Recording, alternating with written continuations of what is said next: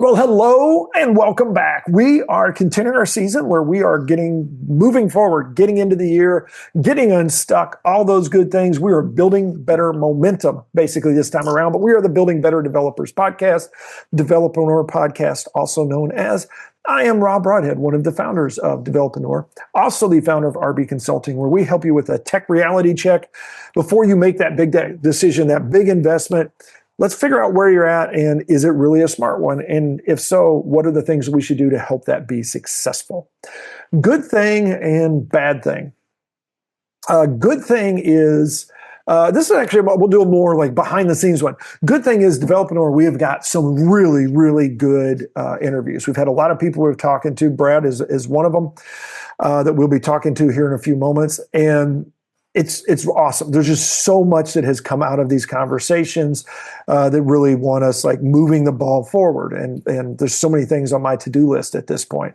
The bad thing is it's too much. And we are, as we speak, we are way ahead on the pipeline. And I feel a little bad that means that, some of these people we talk to them and then you don't hear from them until 6 weeks later or something like that. It's unfortunately one of the downsides of podcasts and making sure that you get, guests in and you do stuff timely and things like that. But it is one of those things that we're trying to find ways to work around that and, hopefully get that so we're a little more current. But also it's just, there's so many cool people to talk to, unlike my co-host, Michael, that is going to go ahead and introduce himself. Hey everyone, my name is Michael Malash. I'm one of the co-founders of Building Better Developers, also known as Developreneur.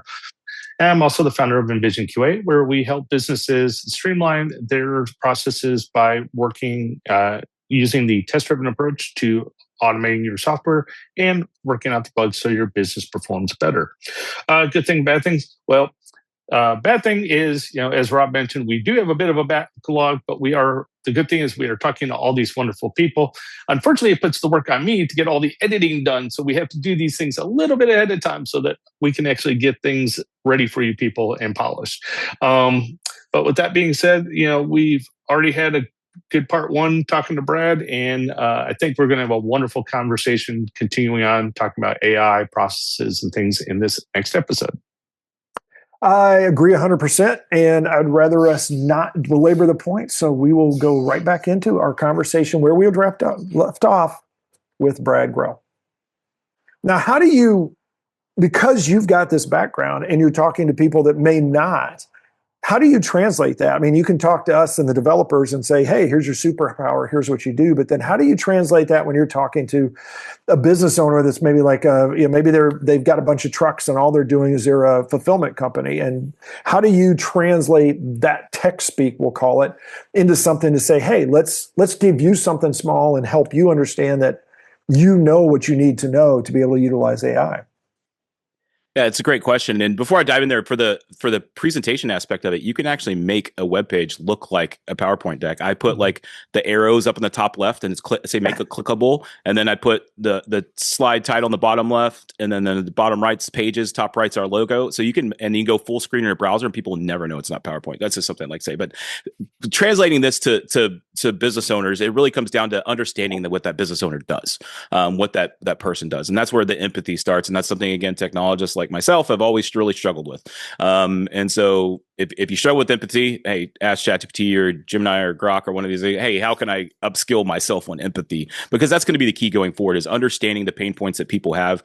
McKinsey & Company is the most prestigious consulting firm in the world because they start with, what problem are you trying to solve? Whenever you go to an organization, that's where you get, what problem are you trying to solve? Where's that friction? And then you just start trying to peel back the onion to understand more and more about them and more about their business. And then you have to just, all the things we're talking about here from a development perspective, then you just need to put it in a manner that they will understand, central to their business. I tell people all the time, right now we're more business analysts than we are technologists.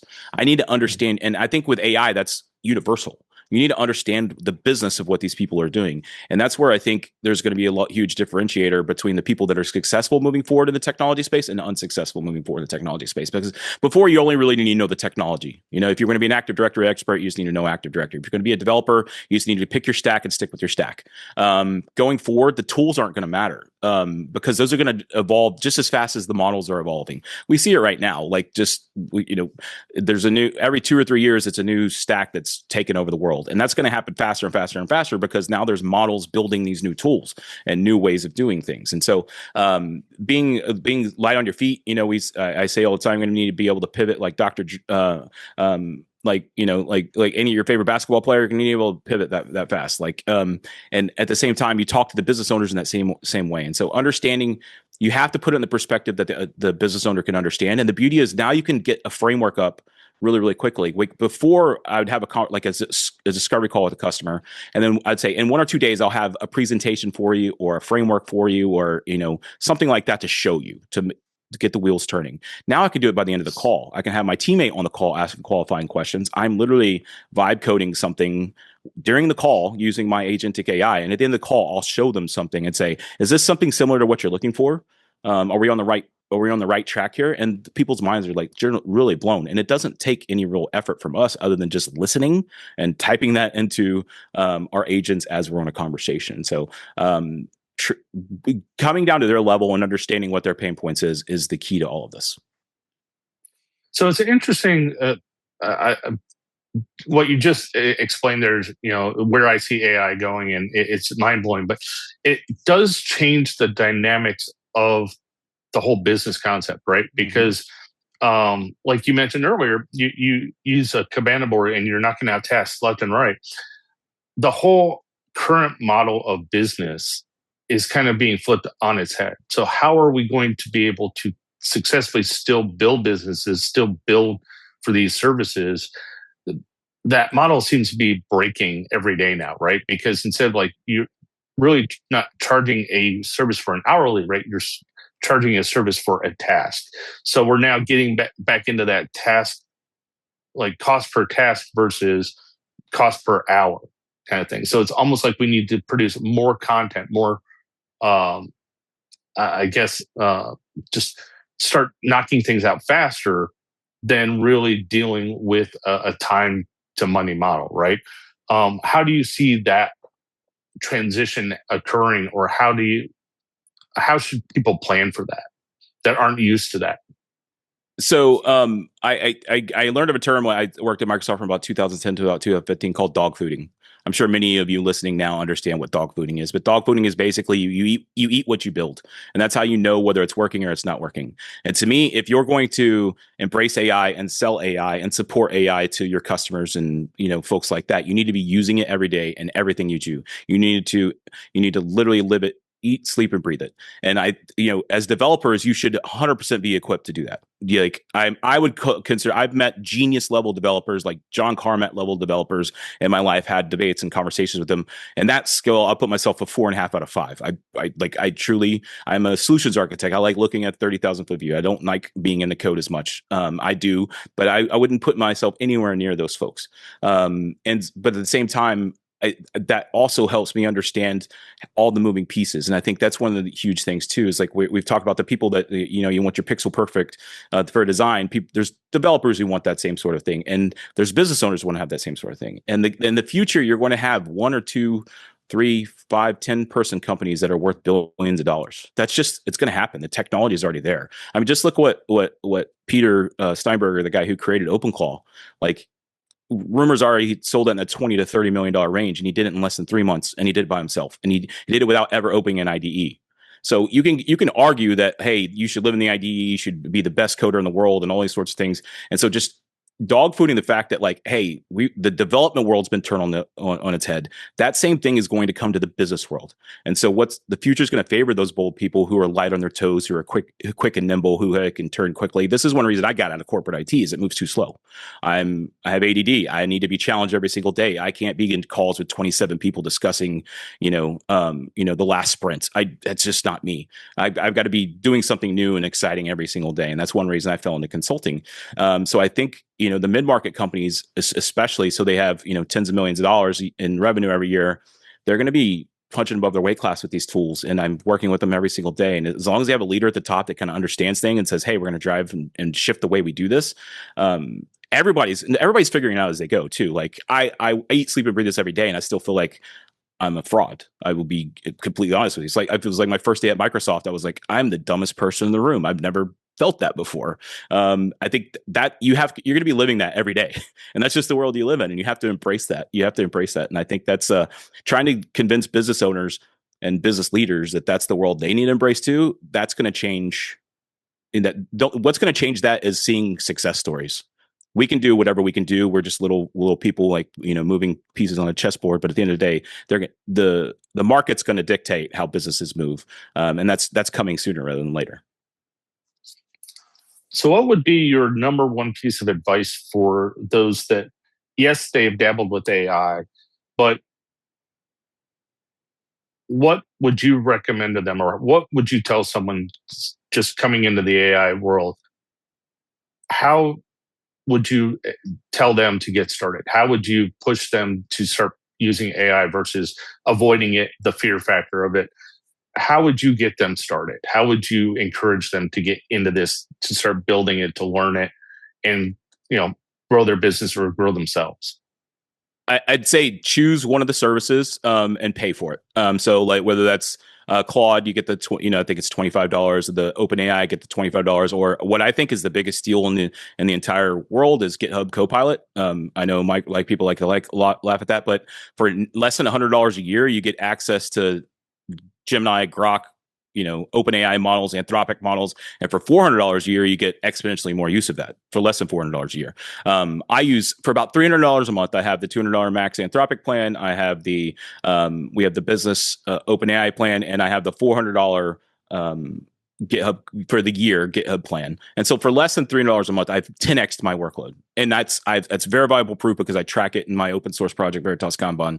And so my challenge to you is just pick one of those tools and start building something. If you use OpenAI, then you can go to you can use Codex to start developing their desktop app. If you use Anthropic, you can use Claude Code, and then just start building something and challenge yourself to say, hey, how long this would have taken me before? Just something as standing up a new project, standing up to get getting all the dependencies installed and stuff like that. If you just use that, if you just start there, that's going to save you an hour or two. And you're just like, oh, and then you just build on top of that and start building something.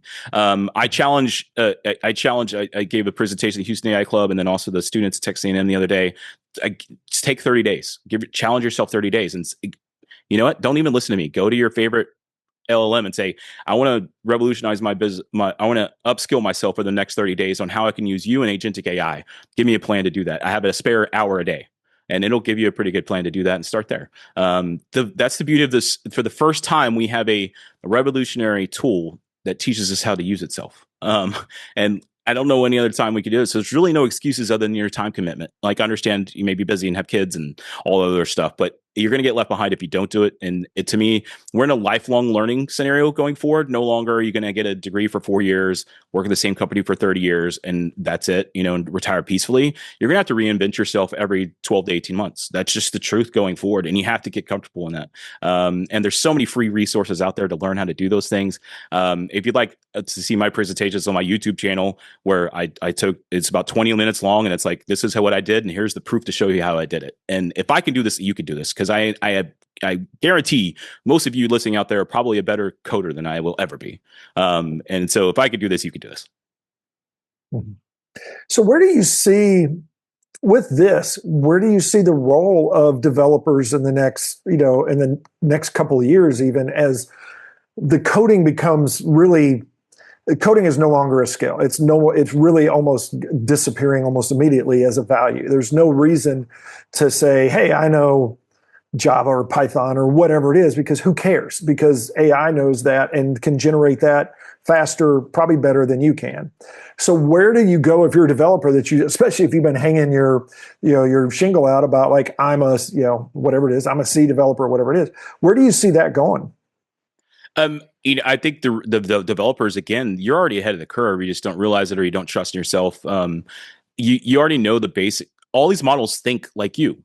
They were trained to think like you. They all think like you. And so I follow the same 6 or 7 steps, right? You have idea, research, prototype, then a PRD, and then you can use things like a Kanban and do, execution and QA, all those things that you guys are used to. The DevOps mindset, that's how these models excel.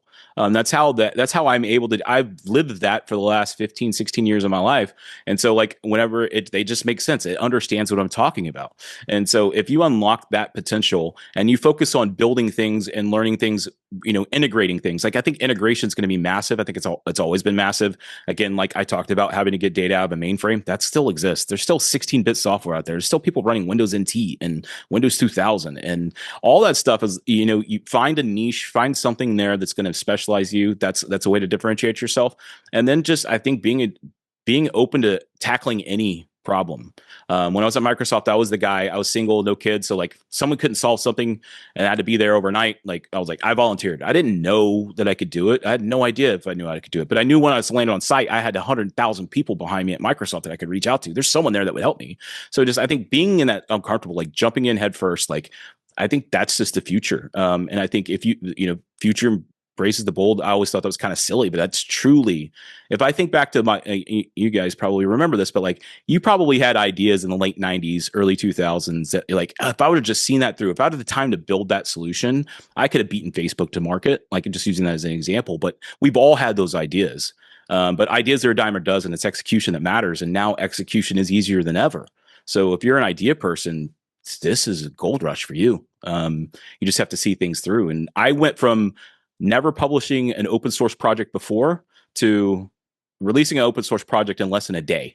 And and now it's nearly 500 stars. And like, it's been out for 8 weeks and it's been downloaded 20 plus thousand times. Like I never would have thought that I published open source. I've always contributed to open source software, but I never thought that was me. And I think building a public has been great for me because it holds me accountable. Doing something open source, just go like use these tools. You're a developer.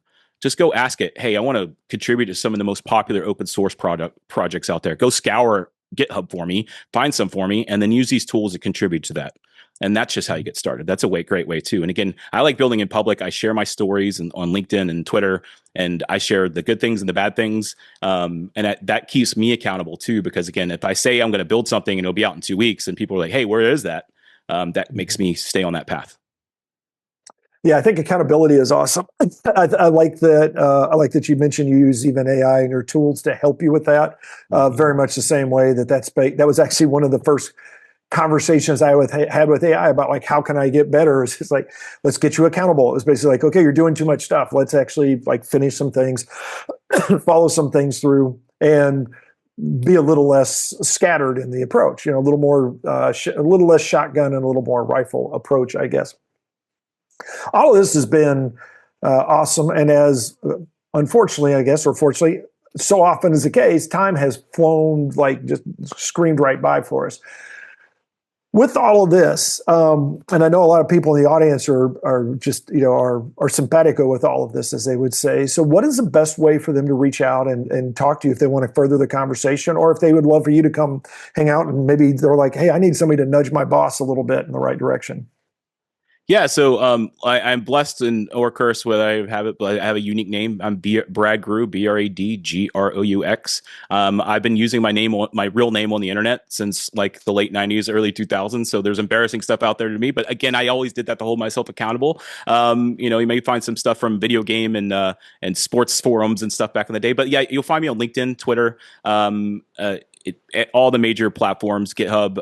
I just love talking to people. I'm happy to have a conversation with anybody. If you just reach out to me on LinkedIn, I'll send you a booking invite and we can just have a conversation. I talk to people just to, hey, I'm thinking about starting here. Here's where I go. It doesn't need to be business related. It doesn't need to be wherever. I just love being an evangelist. If I had my druthers, I'd be literally just be having conversations like this all day long. I tell people all the time, we're trying to create a cult of AI, and cult in a good term here, because the only way I think the future of AI is the individual, and the future of AI is open source, and it's living on people's desktops. And OpenClaw is the perfect example of that. One guy revolutionized and outdid trillions of dollars of investment from the largest corporations in the history of the world. Like, just think about that. Peter Steinberger, the guy who created OpenClaw, he beat OpenAI to the market. He beat Anthropic to the market. He beat Google, Microsoft, all of them to the market with his agentic tools. This one gentleman did that with these tools. And if he can do that, you can do that. because you're a developer as well. So I would say start small, think big. You can listen to our podcast, Start Small, Think Big. It's on all our favorite podcast platforms. It's in video on Spotify and YouTube. And just happy to have a conversation. And again, if you take anything from this conversation, just please give yourself 30 days. And I promise you, if you learn the basics of this, you're not going to regret it. I'll guarantee that. Well, thank you so much. Yeah, we enjoy having these conversations as well. That's part of why we have a podcast as well, because we can have these conversations on a regular basis, and it's always not only fun, but it's very informative. It's like seems like every time we walk out of one of these, there's just that many more things that we've got on our to-do list, and some things that we learned along the way. So, thank you so much for your time. I appreciate you hanging out. All you guys in the audience and gals in the audience, thank you so much for hanging out. We are not done with the season. We're going to continue on with yet another interview next time around. Although first, we will get our weekly challenge. If you haven't checked into that, if you're only listening to the podcast on Fridays on YouTube, we release the weekly challenge. It's a little bit of a bonus episode for those that are the YouTubers. The rest of you guys that are hanging around and watching us, we'll have a bonus right after this. So all of you, thank you so much. Have yourself a great day, a great week, and we will talk to you next time. So for the recorded part, one thing we do as a bonus is, as I talked about just briefly there, we have like a weekly challenge, and I think you dropped a couple of things there. So what would be a recommended challenge for listeners out there to do, like for the next 7 days, something they could do that would be a great way to help them out? Yeah, again, since your listeners are primary developers, I would say go work on a PR for 3 to 5 open source projects. You can use these tools to do that, and they're really, really good at it. Like one of the things about doing a PR that was always a pain was like documenting your change, right? Like you can go do the change manually and then have it go document the change for you. And just like if you give it access, it'll go actually comment for you on GitHub. And that's what Peter Steinberger does. That's what Boris, the guy who created Claude Code, does. They're not going and writing these 2,000 word comments on GitHub. Their bots are doing it. And so maybe just starting there, just, hey, go submit a PR on an open source project that you care about. And you've never been a contributor before. Now you can be, and you're contributing on that. That's an awesome idea. That is something I had not even considered, and not crossed my radar in all the conversations about AI. But that's a great opportunity to leverage it, and also, like you said, to just get out there, get known, and get your hands dirty working with AI and finding the best ways to utilize it. So thank you so much for hanging out. I love that you got some time with us. Definitely, I'll be reaching out to you with links, but also a couple other questions and stuff like that. That's sort of around podcast community and some things like that we're diving into a little bit. I think maybe of interest to you. So I'll pass on some connections there. Is there anything we can do to help you out before we let you go and head right off into the sunset? No, like I said, I really appreciate what you guys are doing too, because I really truly believe it takes a village, to make sure we keep it out of the hands of the Sam Altons and Elon Musks of the world. We still need those guys too, but at the same time, I think it's the needle's going to be moved by the boots on the ground, as we say, because again, our economy is 75%, medium and small business. So I think there's just so many people out there that can be helped, and so I'm just happy you guys are doing what you're doing. Okay. Well, thanks so much. We'll let you get going, and we will catch you next time around. Have a good one, Brad. Yeah, thank you so much. Appreciate it. Thank you.